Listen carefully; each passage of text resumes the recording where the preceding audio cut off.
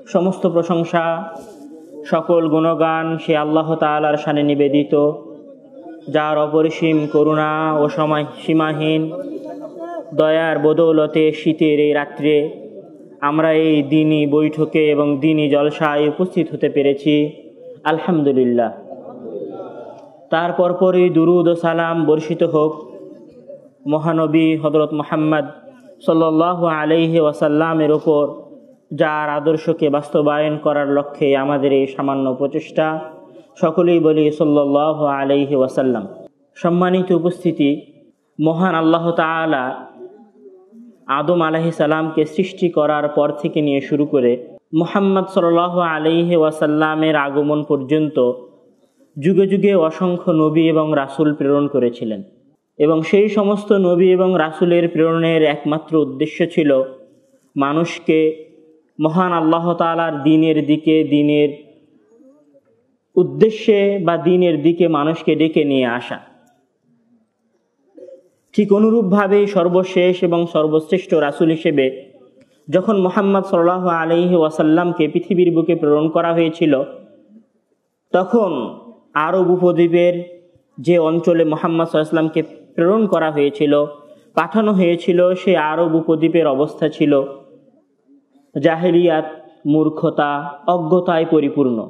মানুষের মাঝে হিংসা, বিদ্বেষ, দ্বন্দ্ব, বিভেদ পূর্ণ ছিল। মানুষ আল্লাহর ইবাদতের চাইতে তাগুতের ইবাদত করতে বেশি স্বাচ্ছন্দ্য বোধ করত। এরকম একটা পরিস্থিতিতে যখন মহান আল্লাহ তাআলা রাসূল সাল্লাল্লাহু আলাইহি ওয়াসাল্লামকে প্রেরণ করলেন মানুষের হেদায়েতের জন্য, মানুষের পথ প্রদর্শনের জন্য, তখন মহান আল্লাহ তাআলা রাসূল সাল্লাল্লাহু আলাইহি ওয়াসাল্লামের সাথে দ্বীনের দিকে আহ্বান করার জন্য, মানুষকে দ্বীনের দিকে নিয়ে আসার জন্য যেই বস্তু বা যে কথা বা যে বাণী পাঠিয়েছিলেন, তা আমাদের সামনে আল কোরআন নামে পরিচিত।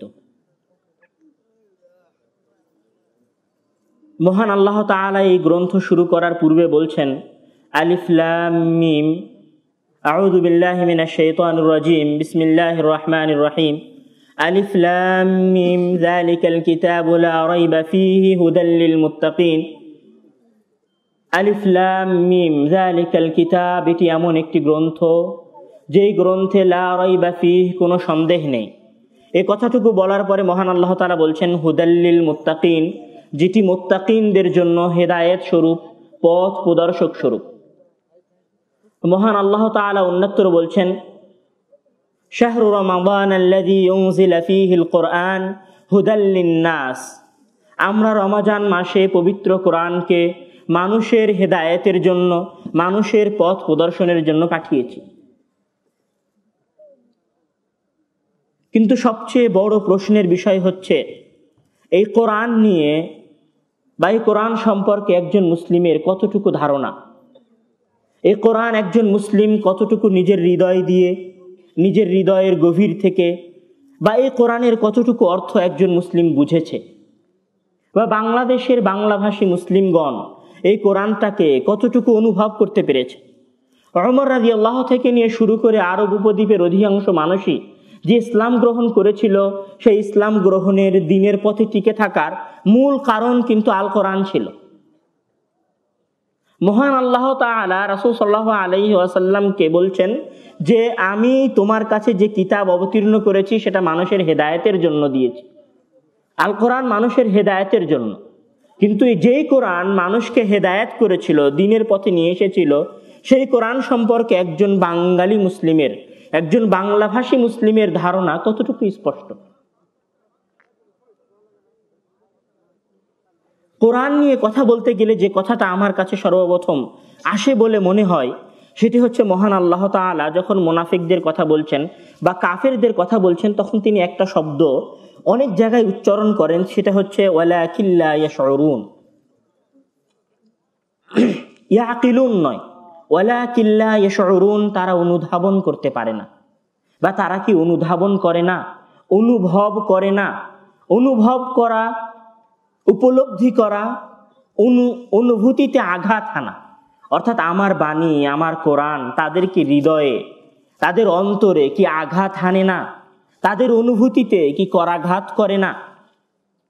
উপলব্ধি একটি গুরুত্বপূর্ণ জিনিস, অনুভব করা, নিজের অনুভূতিতে কোনো কিছুর আঘাত আনা অতীব গুরুত্বপূর্ণ বিষয়। এই জন্য মহান আল্লাহ তাআলা লা ইয়াকিলুন কথা বলার সাথে সাথে ইয়ালামুন বলার সাথে সাথে আরেকটা শব্দ ব্যবহার করেছেন, সেটা হচ্ছে ইয়াশউরুন। আমাদের অনেকের মাঝে ইয়াকিলুন বোঝার সক্ষমতা আছে, আমাদের অনেকের মাঝে জানার সক্ষমতা আছে, জানে, কিন্তু শুউর ইহসাস নেই, অনুভূতি নেই। আপনি একজন মানুষকে, আমি আপনাকে অনুভূতির গুরুত্ব বুঝাই, একজন মানুষ আপনাকে ভালোবাসে, আপনি তার ভালোবাসাটা জানেন, আপনি তার ভালোবাসাটা বোঝেন যে সে আপনাকে ভালোবাসে, কিন্তু আপনি তার ভালোবাসার মূল্যটা তখনই দিতে পারবেন যখন আপনি তার ভালোবাসাটা উপলব্ধি করতে পারবেন, অনুভব করতে পারবেন, যখন তার ভালোবাসাটা আপনার হৃদয়ে আঘাত দিবে। তো কোরআন হচ্ছে এমন একটি জিনিস যেটা মানুষের হৃদয়ে আঘাত আনার মতো, মানুষের উপলব্ধিতে করাঘাত করার মতো। কোরআনে মহান আল্লাহ তাআলা আমার কাছে যে দ্বিতীয় যে বিষয়টা মনে হয়েছে, সেটা হচ্ছে একজন মুসলিমের কোরআনের ক্ষেত্রে যেটা সবচেয়ে গুরুত্বপূর্ণ এবং জরুরি বিষয়, সেটি হচ্ছে মহান আল্লাহ তাআলা কোরআনকে সম্বোধন করে যে কথাগুলো বলেছেন সেগুলো একজন মুসলিমের জানা। মহান আল্লাহ তাআলা পবিত্র কালামের মধ্যে বলছেন, বিসমিল্লাহির রহমানির রহিম, ওয়া কাযালিকা আওহাইনা ইলাইকা রূহাম মিন আমরিনা মা কুনতা তাদরি মাল কিতাবু ওয়ালাল ঈমান ওয়ালাকিন জাআলনাহু নূরান নাহদি বিহি মা কুনতা তাদরি মাল কিতাবু ওয়ালাল ঈমান ওয়ালাকিন জাআলনাহু নূরান নাহদি বিহি। আর আপনি যখন জানতেন না যে কিতাব কি, আপনি যখন উপলব্ধি করতে পারতেন না যে ঈমান কি, তখন আমরা আপনার কাছে নূরান আলো পাঠিয়েছি, নাহদি বিহি যার দ্বারা আমরা আপনাকে হেদায়েত পথ প্রদর্শন করিয়েছি। মহান আল্লাহ তাআলা কোরআনকে আলো বলেছেন, নূর বলেছেন, আলো যেটা মানুষকে পথ প্রদর্শন করায়। মহান আল্লাহ তাআলা কোরআনকে উদ্দেশ্য করে অন্যত্র বলছেন যে আওয়ামান কানা মাইতান ফাআহইয়াইনাহু ওয়া জাআলনা লাহু নূরান ইয়ামশি বিহি ফিন নাস কামান মাসালুহু ফিয-যুলুমাত লাইসা বিখারিজিম মিনহা। কোরআনবিহীন একজন মানুষ হচ্ছে অন্ধকার রাত্রিতে আলোবিহীন চলা একজন মানুষের ন্যায়, অথবা কোরআনবিহীন একজন মানুষ হচ্ছে মৃত মানুষের ন্যায়। মহান আল্লাহ তাআলা বলছেন আওয়ামান কানা মাইতান ফাআহইয়াইনাহু ওয়া জাআলনা লাহু নূরা। যার কাছে কোরআন নেই, যে কোরআন বোঝে না, যে কোরআন পড়ে না, কোরআনের অর্থ উপলব্ধি করতে পারে না, সে হচ্ছে মৃত ব্যক্তির ন্যায়। কোরআন যে বোঝে না, যে উপলব্ধি করতে পারে না, সে হচ্ছে অন্ধকার রাত্রে চলা ব্যক্তির ন্যায়। কোরআনকে উদ্দেশ্য করে মহান আল্লাহ তাআলা আরো গুরুত্বপূর্ণ কিছু কথা বলেছেন। তার মধ্যে একটি সবচেয়ে গুরুত্বপূর্ণ কথা হচ্ছে যেটা মহান আল্লাহ তাআলা বলছেন, বিসমিল্লাহির রহমানির রহিম, লাউ আনজালনা হাযাল কুরআন আলা জাবালিন লারাআইতাহু খাশিআম মুতাসাদ্দিআ লাউ আনজালনা হাযাল কুরআন আলা জাবালিন লারাআইতাহু খাশিআম মুতাসাদ্দিআম মিন খাশিয়াতিল্লাহ ওয়া তিলকাল আমসালু নাদরিবুহা লিন-নাস। লাউ আনজালনা, যদি আমরা অবতীর্ণ করতাম, হাযাল কুরআন, এই কোরআনকে যেটা তোমাদের সামনে এখন পাঠ করা হচ্ছে, আলা জাবালিন, কোনো পাহাড়ের উপরে, আমরা যদি এই কোরআনকে অবতীর্ণ করতাম কোনো পাহাড়ের উপরে, লারাআইতাহু, তো আপনি দেখতেন ওই পাহাড়কে, খাশিআন, ভীত সন্ত্রস্ত, খাশিআন, ভীত সন্ত্রস্ত, মুতাসাদ্দিআন মিন খাশিয়াতিল্লাহ, আল্লাহর ভয়ে চূর্ণ বিচূর্ণ। কোরআনের ক্ষেত্রে মহান আল্লাহ তাআলা বলছেন লাউ আনজালনা হাযাল কুরআন আলা জাবালিন লারাআইতাহু, যদি আমরা এই কোরআনকে কোনো পাহাড়ের উপর অবতীর্ণ করতাম, তাহলে আপনি দেখতেন সেই পাহাড় আল্লাহ তাআলার ভয়ে ভীত সন্ত্রস্ত হয়ে গেছে। এই কোরআন আপনার সামনে সকাল সন্ধ্যা 5 ওয়াক্ত সালাতে, জালসায়, প্রোগ্রামে তেলাওয়াত করা হয়। এই কোরআন আপনার সামনে সকাল সন্ধ্যা আপনি নিজে পড়েন, আপনার সামনে পড়া হয়, আপনার সামনে আপনার সন্তান পড়ে, মাদ্রাসার ছাত্ররা পড়ে। কিন্তু আমার আপনার কাছে প্রশ্ন যে কোরআন আপনার পড়ার পরে কতদিন এটা মনে হয়েছে যে কোরআন পড়ার সাথে সাথে আপনার হৃদয়ের মধ্যে ভীতি সৃষ্টি হয়েছে? কতদিন মনে হয়েছে যে আপনি সকালে যখন কোরআন তেলাওয়াত করছেন তখন কোরআনের তেলাওয়াতের সাথে সাথে আপনার চোখ দিয়ে অশ্রু বেয়ে পড়েছে? কতদিন এমন হয়েছে যে এই দিন কোরআন আপনার হৃদয়ে দাগ কেটে চলে গেছে?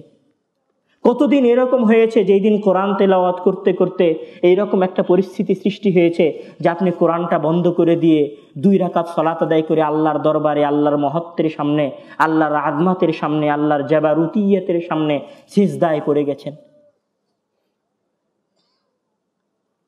একদিনও হয়নি, কোনো দিনই হয়নি।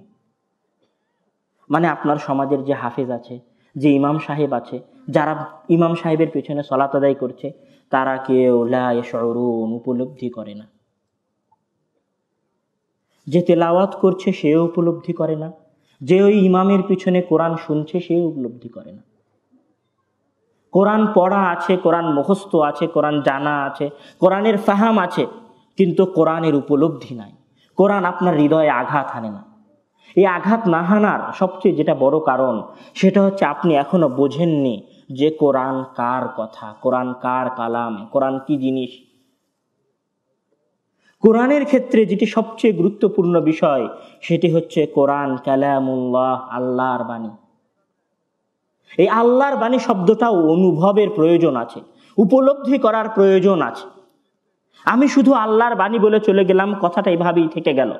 আল্লাহর বাণী, এটা উপলব্ধি করার প্রয়োজন আছে। আল্লাহর বাণী এটা উপলব্ধি করার প্রয়োজন কিভাবে? আমি আপনাকে উদাহরণ দিয়ে বুঝাই। এখানে একজন সাধারণ ব্যক্তির এই মাইকে কথা বলা আর শায়েখ আব্দুর রাজ্জাক বিন ইউসুফ সাহেবের এই মাইকে কথা বলা, দুইটার মধ্যে কিন্তু তফাৎ আছে। তফাৎ নাই? দুইটার মধ্যে কিন্তু পার্থক্য আছে। একজন সাধারণ মানুষ কথা বললে আপনার মনোযোগ একবার ওই দিকে যাবে, আর একবার এই দিকে যাবে, একবার পেছনে যাবে, আর একবার সামনে যাবে, একবার বাড়িতে যাবে, একবার দোকানে যাবে। কিন্তু এই জায়গাতেই বসে যদি শায়েখ আব্দুর রাজ্জাক বিন ইউসুফ কথা বলে, আপনার মনোযোগটা একগ্র, মানে একদম লেগে থাকবে তার কথার সাথে সাথে। আপনি তার কথার সাথে সাথে চলতে থাকেন। এক সময় সিদ্ধান্ত নিয়ে ফেলেন যে জীবন পরিবর্তন করে ফেলবেন, এক সময় সিদ্ধান্ত নিয়ে ফেলেন দাড়িটা ছেড়ে দিবেন, এক সময় সিদ্ধান্ত নিয়ে ফেলেন টাকনোর উপরে প্যান্ট পরবেন। আপনি তার কথার সাথে সাথে চলতে থাকেন, কেননা আপনি তার কথাগুলো উপলব্ধি করেন। তার কথাগুলো আপনার হৃদয়ে দাগ কেটে যায়, কেন আপনি তার কথাগুলো মনোযোগ দিয়ে শোনেন। আপনার মনে দাগ কাটে, যেটা আব্দুর রাজ্জাক বিন ইউসুফ সাহেবের কথা, উনি যা বলছেন তা সত্য বলছেন, যা বলছেন তা রাসূল সাল্লাল্লাহু আলাইহি ওয়াসাল্লামের বাণী বলছেন। এই জিনিসটার অভাব রয়েছে কোরআনের বাণী যে তেলাওয়াত করছে তার সাথে, এবং কোরআন যে শুনছে তার সাথে। ও বুঝতেই পারেনি যে আমি যখন আলহামদুলিল্লাহি রাব্বিল আলামিন বলে, আলহামদুলিল্লাহি রাব্বিল আলামিন বলে সূরা ফাতিহা শুরু করলাম, তখন আমি মহান আল্লাহ তাআলার কথা শুরু করলাম। ও বুঝতেই পারেনি আমি যখন কুল আউযু বিরাব্বিন নাস বলে সূরা নাস শুরু করলাম, তখন আমি পৃথিবীর সবচেয়ে শক্তিশালী, পৃথিবীর রাজাধিরাজ, পৃথিবীর সৃষ্টিকর্তা, পৃথিবীর একমাত্র মালিক, যিনি আমাকে খেতে দিয়েছেন, যিনি আমাকে বসার সক্ষমতা দিয়েছেন, যিনি আমাকে কথা বলার জন্য মুখ দিয়েছেন, যিনি আমাকে দেখার জন্য চোখ দিয়েছেন, তার বাণী আমি তেলাওয়াত করছি। ওর সামনে যখন কোরআন তেলাওয়াত করা হচ্ছে, ও তখন বুঝতেই পারেনি যে আমার সামনে যে কথাগুলো বলা হচ্ছে, সে কথাগুলো সেই সত্তার কথা বলা হচ্ছে, যিনি আমাকে 1 সেকেন্ডের মধ্যে মৃত্যু দান করতে পারেন। ও বুঝতেই পারেনি যে আমি যে এখন আল্লাহ তাআলার কালাম, আল্লাহ তাআলার বাণী, আল্লাহ তাআলার আয়াত শুনছি না, অন্যদিকে মনোযোগ দিয়ে আছি, তো আল্লাহ তাআলা আমার কানটাকে এখনই শোনার সক্ষমতা থেকে বঞ্চিত করে দিতে পারেন, আমাকে বধির করে দিতে পারে। ও বোঝেনি যে যখন ইমাম সালাত শুরু করলো, কোরআন তেলাওয়াত শুরু করলো, তখন আমি কোরআন তেলাওয়াত না শুনে যে ব্যবসা বাণিজ্যের দিকে মনোযোগ নিয়ে চলে যাচ্ছি, 1 সেকেন্ডের মধ্যে মহান আল্লাহ তাআলা আমার এই অপরাধের কারণে আমার ব্রেনকে অচল করে দিতে পারেন। হার্ট অ্যাটাকের মাধ্যমে আমার রুহের সঞ্চালনকে বন্ধ করে দিতে পারেন, প্যারালাইজডের মাধ্যমে আমার ব্রেনকে অচল করে দিতে পারেন, আমার হাতকে অক্ষম করে দিতে পারেন। প্রয়োজন আছে এটা উপলব্ধি করার যে কোরআন আল্লাহ তাআলার বাণী। শুধু আল্লাহ তাআলার বাণী শব্দ পর্যন্ত থেকে গেলে কোরআন আজীবন আপনার বাসাতে থেকে যাবে। ইমাম আপনার সামনে প্রত্যেক দিন কোরআন তেলাওয়াত করে যাবে, শতবার রমাজান চলে আসবে, কিন্তু আপনি হেদায়েত লাভ করতে পারবেন না। উপলব্ধির প্রয়োজন আছে, অনুভব করার প্রয়োজন আছে, সাথে সাথে এটাও জানার প্রয়োজন আছে যে মহান আল্লাহ তাআলা কোরআনের মধ্যে কিভাবে তার বান্দার সাথে কথা বলছেন, কোরআনের মধ্যে মহান আল্লাহ তাআলা কিভাবে নিজের কথাগুলো বর্ণনা করছেন। যখন আপনি কোরআন উপলব্ধি করা শিখবেন, কোরআনে মহান আল্লাহ তাআলার কথাগুলো নিজের হৃদয় দিয়ে পাঠ করার চেষ্টা করবেন, তখন আপনি হেদায়েত লাভ করতে পারবেন। আপনাকে আমি তার একটা উদাহরণ দেখাই। মহান আল্লাহ তাআলা যখন কোরআনের মধ্যে, আমি কিছু উদাহরণ দেখাই, মহান আল্লাহ তাআলা কোরআনের মধ্যে যখন বিভিন্ন প্রশ্নের জবাব দিচ্ছেন, যেমন একটা প্রশ্নের জবাব তিনি বলছেন ওয়ায়াসআলুনাকা আনিল ইয়াতামা, তারা আপনাকে ইয়াতিম সম্পর্কে জিজ্ঞাসা করছে, কুল ইসলাহুল লাহুম খায়রুন, আপনি তাদের বলে দিন ইসলাহ করা, সত্যের সাথে থাকা তাদের জন্য উত্তম। ফাইন তুখালিতুহুম, যদি তারা তাদের সম্পদকে তাদেরকে নিজেদের সাথে মিলিয়ে নেয়, ফাইখওয়ানুকুম, তো তারা তোমাদের ভাই। তো এখানে মহান আল্লাহ তাআলা বলছেন ওয়ায়াসআলুনাকা আনিল ইয়াতামা, তারা আপনাকে ইয়াতিম সম্পর্কে জিজ্ঞাসা করে। তখন আল্লাহ তাআলার কথার স্টাইল হচ্ছে, হে মুহাম্মদ, কুল, আপনি বলে দিন, ইয়াসআলুনাকা কুল ইসলাহুল লাহুম খায়রুন। যখন আবার কথা আসছে এরকম যে ইয়াসআলুনাকা আনিশ শাহরিল হারাম, তারা আপনাকে শাহরে হারাম সম্পর্কে জিজ্ঞাসা করে, কুল ফীহিমা কিতালুন, আপনি তাদেরকে বলে দিন যে হারামের মাসে যুদ্ধ করা মহা অন্যায়। যখন অন্যত্র আবার আসছে ওয়ায়াসআলুনাকা আনিল খামরি ওয়াল মাইসির, তারা আপনাকে মদ এবং জুয়া সম্পর্কে জিজ্ঞাসা করে, কুল ফীহিমা ইসমুন কাবীরুন ওয়া মানা, আপনি তাদেরকে বলে দিন যে এই খামর এবং মাইসিরের মধ্যে, মদ এবং জুয়ার মধ্যে তাদের জন্য কি রয়েছে? গুনাহ রয়েছে। তো মহান আল্লাহ তাআলা যখন কথা বলছেন ইয়াসআলুনাকা আনিল ইয়াতামা, তখন বারবার একটা শব্দ আসছে, কুল, আপনি বলে দিন, কুল, আপনি বলে দিন, কুল, আপনি বলে দিন, কুল, আপনি বলে দিন। কিন্তু যখন মহান আল্লাহ তাআলা অন্যত্র নিজের কথা বলছেন, তখন তিনি বলছেন ওয়া ইযা সাআলাকা ইবাদি আন্নী ফাইন্নী করিব, ওয়া ইযা সাআলাকা ইবাদি। পূর্বে যত জায়গায় জিজ্ঞাসার কথা এসেছে, সব জায়গাগুলোর থেকে এই জায়গাটা আলাদা হয়ে গেছে। আগের গুলো ছিল ইয়াসআলুনাক, তারা আপনাকে জিজ্ঞাসা করে, কুল, আপনি বলে দিন। আমি আপনাকে আসলে কোরআন উপলব্ধি করাতে চাচ্ছি দুই একটা উদাহরণ দিয়ে, মনোযোগ দিয়ে শুনলে হয়তো আপনি উপলব্ধি করতে পারবেন। তো যখন রাসূল সাল্লাল্লাহু আলাইহি ওয়াসাল্লামকে তারা জিজ্ঞাসা করছে ওয়া ইযা সাআলাকা ইবাদি, আর যখন আমার বান্দা, ও ইযা সাআলাকা ইবাদি, আর যখন আমার বান্দা আপনাকে আমার সম্পর্কে জিজ্ঞাসা করে, তখন হে মুহাম্মদ আপনি চুপ হয়ে যান। কুল, আর বলেননি মহান আল্লাহ তাআলা, আপনি বলেন এই কথা আর বলেননি। ওয়া ইযা সাআলাকা ইবাদি, যখন আমার বান্দা আমার সম্পর্কে জিজ্ঞাসা করছে, তখন এবার আমি বলি ওয়া ইযা সাআলাকা ইবাদি আন্নী ফাইন্নী, ওয়া ইযা সাআলাকা ইবাদি আন্নী ফাইন্নী করিব, হে আমার বান্দা শুনে রাখো, তুমি আমার সম্পর্কে জিজ্ঞাসা করছো, এবার মুহাম্মদ সাল্লাল্লাহু আলাইহি ওয়াসাল্লাম নয়, এবার আমি নিজে জবাব দিচ্ছি, আন্নী ফাইন্নী করিব, নিশ্চয় আমি তোমার নিকটে রয়েছি। আমি মনে হয় আপনাকে বোঝাতে পারিনি। যখন কথাগুলো ইয়াতিম সংশ্লিষ্ট ছিল, শাহরে হারাম সংশ্লিষ্ট ছিল, মদ জুয়া সংশ্লিষ্ট ছিল, তখন মহান আল্লাহ তাআলা রাসূল সাল্লাল্লাহু আলাইহি ওয়াসাল্লামকে দিয়ে বলিয়েছেন। কিন্তু যখন নিজের সম্পর্কে বান্দা প্রশ্ন করেছে, আল্লাহর সম্পর্কে বান্দা প্রশ্ন করেছে, আল্লাহর সম্পর্কে বান্দা জানতে চেয়েছে, তখন আল্লাহ তাআলা বলছেন, নিজে এসে বলছেন, বান্দা এবং আল্লাহ তাআলা তার নিজের মাঝে কোনো পার্থক্য, কোনো দূরত্ব সৃষ্টি করতে চান না। এটা হচ্ছে উপলব্ধি, এটা হচ্ছে অনুভূতি। যখন একজন বান্দা ইয়াসআলুনাকা আনিল ইয়াতামা কুল ইসলাহুন, এই আয়াত পড়ছে, আর ওই বান্দাই যখন ওয়া ইযা সাআলাকা ইবাদি আন্নী ফাইন্নী করিব এই আয়াত পড়ছে, তখন দুই আয়াতের মধ্যে পার্থক্য হওয়া উচিত। ওয়া ইযা সাআলাকা ইবাদি আন্নী ফাইন্নী করিব এই আয়াত পড়ার সময় ইমামের চোখ দিয়ে অশ্রু বেয়ে পড়া উচিত। এটা অনুধাবন করা উচিত ওই বান্দা, যে মহান আল্লাহ তাআলা আমার জন্য, আমি যখন জিজ্ঞাসা করেছি তখন সকল মাধ্যমকে দূরে হটিয়ে দিয়ে, সকল দূরত্বকে দূরভীত করে দিয়ে নিজে বলছেন আমি ফাইন্নী করিব, আমি নিজে আমার বান্দার নিকটে। এটা হচ্ছে উপলব্ধি, এটা হচ্ছে অনুভব করা কোরআন। আমি আপনাকে নিয়ে যাই আপনাদের কাছে অতীব পরিচিত সূরা এবং অতীব পরিচিত ঘটনা, যেটা আপনারা সবাই জানেন।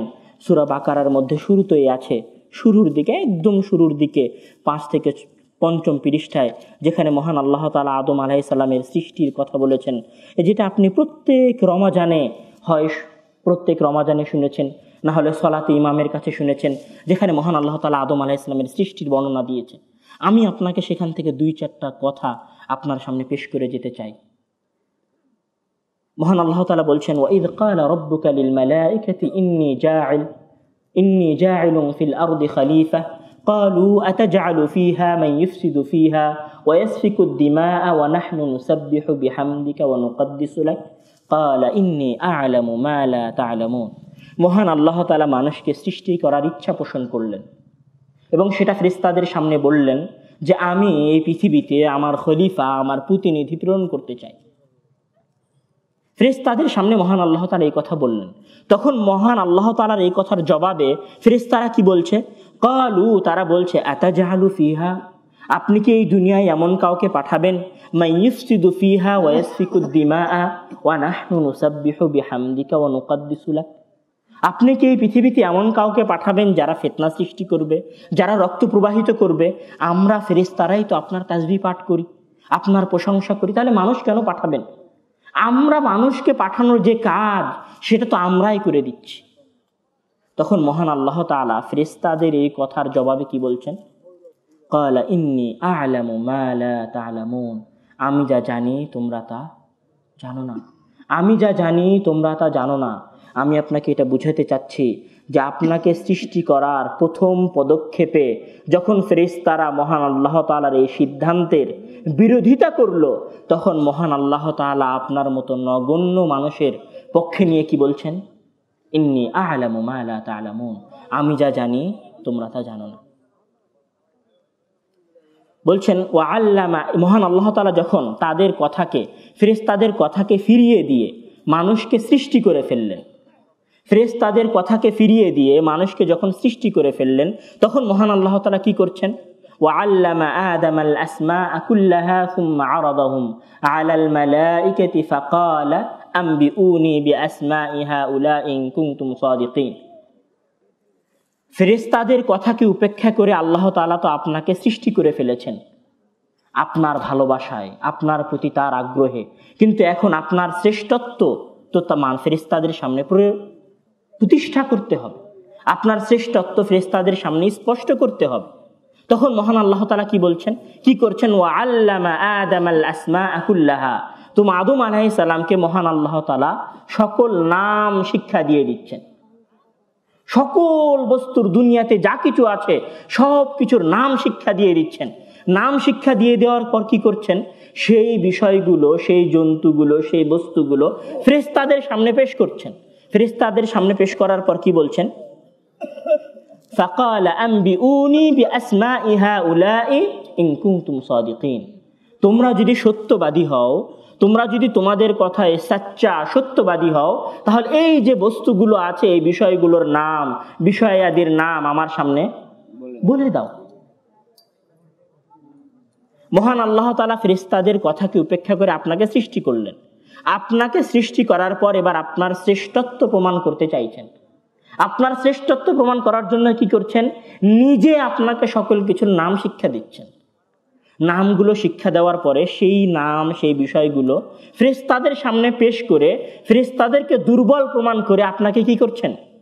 শ্রেষ্ঠ প্রমাণিত করছেন, আপনাকে সম্মানিত করছেন। আমার কাছে আপনার প্রশ্ন যে আপনি কোনোদিন এই আয়াতগুলো তেলাওয়াত করতে গিয়ে আপনার কি মনে হয়েছিল যে মহান আল্লাহ তাআলা ফেরেশতাদের সামনে আপনাকে শ্রেষ্ঠ প্রমাণ করার জন্য কি কি করেছেন? কোনোদিন কি আপনি অনুধাবন করেছিলেন যে সেই সত্তা যিনি কোনো কিছুর মুখাপেক্ষী নন, তিনি আপনার শ্রেষ্ঠত্ব প্রমাণ করার জন্য ফেরেশতাদের মুখোমুখি নিজেকে দাঁড় করিয়েছিলেন? এটা কোনোদিন আপনি উপলব্ধি করেননি। শুধু এখানেই শেষ নয়, যখন মহান আল্লাহ তাআলা আদম আলাইহিস সালামকে নামের বিষয়াদির সংবাদ দেওয়ার পরে শ্রেষ্ঠত্ব প্রমাণ করে ফেললেন, তখন মহান আল্লাহ তাআলা কি বলছেন? وَإِذْ قُلْنَا لِلْمَلَائِكَةِ اسْجُدُوا لِآدَمَ فَسَجَدُوا إِلَّا إِبْلِيسَ أَبَى وَاسْتَكْبَرَ وَكَانَ مِنَ الْكَافِرِينَ। শোনো হে ফেরেশতারা, তোমরা আমাকে নিষেধ করেছিলে মানুষকে সৃষ্টি করা থেকে, আমি মানুষকে সৃষ্টি করেছি এবং মানুষকে তোমাদের উপর শ্রেষ্ঠ প্রমাণ করেছি, এবার তোমরা এই মানুষকে সিজদা করো। পৃথিবীতে আর কারোর জন্য সিজদা করার বিধান নেই। সিজদা শুধু পৃথিবীতে কার জন্য করা হয়? আল্লাহ তাআলার জন্য করা হয়। বান্দা শুধু মাটিতে নিজের এই গুরুত্বপূর্ণ কপাল রাখে কার জন্য? আল্লাহ তাআলার জন্য। আর আল্লাহ তাআলা সেই গুরুত্বপূর্ণ সিজদা কাকে করিয়েছেন? ফেরেশতাদেরকে করিয়েছেন মানুষের জন্য। এটা কি আপনি কোনোদিন উপলব্ধি করেছেন? আর যে মহান আল্লাহ তাআলার এই ফাসজুদু, তোমরা আদমকে সিজদা করো, এই সিজদার আদেশ যে মানেনি, তার সাথে মহান আল্লাহ তাআলা কি করেছিলেন? ইল্লা ইবলিস আবা ওয়াস্তাকবারা, আর ইবলিস অস্বীকার করলো, ওয়াস্তাকবারা অহংকার করলো, ওয়া কানা মিনাল কাফিরিন, আর সে কাফিরদের অন্তর্ভুক্ত হয়ে গেল। মহান আল্লাহ তাআলা আদম আলাইহিস সালামকে সৃষ্টি করলেন, আদম আলাইহিস সালামকে শ্রেষ্ঠত্ব প্রমাণ করলেন। আদম আলাইহিস সালামের শ্রেষ্ঠত্ব প্রমাণ করতে গিয়ে ফেরেশতাদেরকে দিয়ে সিজদার ন্যায় গুরুত্বপূর্ণ কাজ করিয়ে নিলেন। সিজদার ন্যায় গুরুত্বপূর্ণ কাজ করিয়ে নেওয়ার পর যে সিজদা করেনি, তাকে পুরো পৃথিবীতে সবচেয়ে জঘন্য সৃষ্টিতে পরিণত করে দিলেন। এত জঘন্য সৃষ্টিতে পরিণত করে দিলেন যে সকাল সন্ধ্যা, সলাতে, শুরুতে, শেষে, কোরআন তেলাওয়াত করতে সর্বত্র একজন মুসলিম তেলাওয়াত বলে, আউযু বিল্লাহি মিনাশ শাইতানির রাজিম, হে আল্লাহ, আমি তোমার কাছে বিতাড়িত শয়তান থেকে আশ্রয় প্রার্থনা করছি। এটা মনে হয় আমি আপনাকে বুঝাতে পারছি না, আপনাকে হয়তো আমি উপলব্ধি করাতে পারছি না যে আপনি আল্লাহ তাআলার নিকট কতটা গুরুত্বপূর্ণ সৃষ্টি। আপনার মর্যাদা, আপনার সম্মান আল্লাহ তাআলার কাছে কত বেশি। এগুলো সব মহান আল্লাহ তাআলা কোরআনের মধ্যে বলেছেন। আপনাকে সৃষ্টি করেছেন, ফেরেশতাদের কথাকে উপেক্ষা করে সৃষ্টি করেছেন। সৃষ্টি করার পরে আপনাকে জ্ঞান শিক্ষা দিয়েছেন, সেই জ্ঞান দিয়ে আপনাকে ফেরেশতাদের উপরে সম্মানিত করেছেন। সম্মানিত করার পরে ফেরেশতাদেরকে দিয়ে সেজদা করিয়েছেন। সেজদা করানোর পরে যে সেজদা করেনি, তাকে পৃথিবীর সবচেয়ে নিকৃষ্ট সৃষ্টিতে পরিণত করেছেন। সবচেয়ে নিকৃষ্ট সৃষ্টিতে পরিণত করার পরে মহান আল্লাহ তাআলা আপনার জায়গা কোথায় দিয়েছেন? আদম আলাইহিস সালাম এবং তার স্ত্রী হাওয়াকে জায়গা কোথায় দিয়েছেন? ওয়াকুলনা ইয়া আদাম উসকুন আনতা ওয়া যাওজুকাল জান্নাহ, তুমি এবং তোমার স্ত্রী হাওয়া জান্নাতে বসবাস করো। তুমি এবং তোমার স্ত্রী হাওয়া জান্নাতে বসবাস করো। সব হয়ে গেল।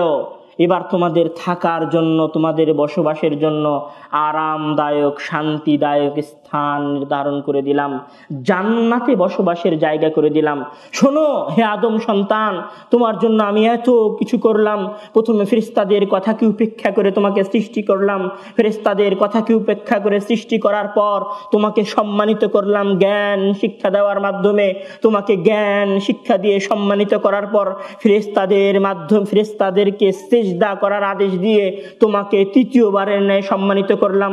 ফেরেশতাদেরকে সিজদার আদেশ দিয়ে সম্মানিত করার পর যে তোমাকে সিজদা করেনি, হে আদম সন্তান শুনে রাখো, যে তোমাকে সেই দিন সিজদা করেনি, আমি তাকে পৃথিবীর সবচেয়ে জঘন্য সৃষ্টিতে পরিণত করে দিলাম। শুনে রাখো হে আদম সন্তান, তোমাকে এত কিছু দেওয়ার পর পঞ্চমবার আমি তোমাকে জান্নাতে প্রবেশ করালাম।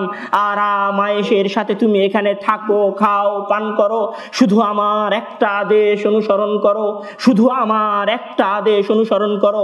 আমি তোমার উপর পাঁচটা বড় বড় নিয়ামত দিয়েছি, আমি তোমার উপর পাঁচটা বড় বড় অনুগ্রহ দিয়েছি, তুমি আমার একটা কথা শ্রবণ করো, লা তাকরাব হাযিহিশ শাজারা ওয়া লা তাকরাব হাযিহিশ শাজারা। হে আদম এবং হাওয়া, তোমরা আমার পাঁচটা বড় বড় নিয়ামতের পর শুধু এই একটি মাত্র বৃক্ষের কাছে যেও না। মহান আল্লাহ তাআলার পাঁচটা নিয়ামত দেওয়ার পরে একটা আদেশ দিলেন, সেই আদেশটা কি ছিল? লা তাকরাব হাযিহিশ শাজারা, তোমরা এই গাছের কাছে যেও না। ফাআযাল্লাহুমাশ শাইতান, আর শয়তান তাদেরকে পদস্খলিত করলো, শয়তান তাদেরকে বিভ্রান্ত করলো। পাঁচটা বড় বড় নিয়ামত দেওয়ার পরে একটা আদেশ করলো, আর আদম সন্তান সে একটা আদেশ মানতে পারলো না, সেই গাছের নিকটে গেল এবং সেই গাছের ফল খেয়ে ফেলল।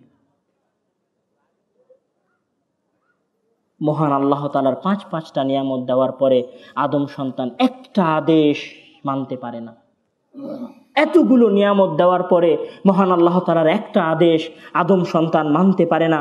এরপরে মহান আল্লাহ তাআলা কি করছেন? ওয়াকুলনা বিতু, যাও, আমার এতগুলো নিয়ামত দেওয়ার পরে তুমি যখন আমার একটা আদেশ রাখতে পারলে না, ওয়াকুলনা বিতু বা'দুকুম লিবা'দিন আদুউন, যাও তোমরা জান্নাত থেকে জমিনে চলে যাও, জমিনে বিচরণ করো, জমিনে চলাফেরা করো, এবং জেনে রাখো শয়তান তোমাদের শত্রু।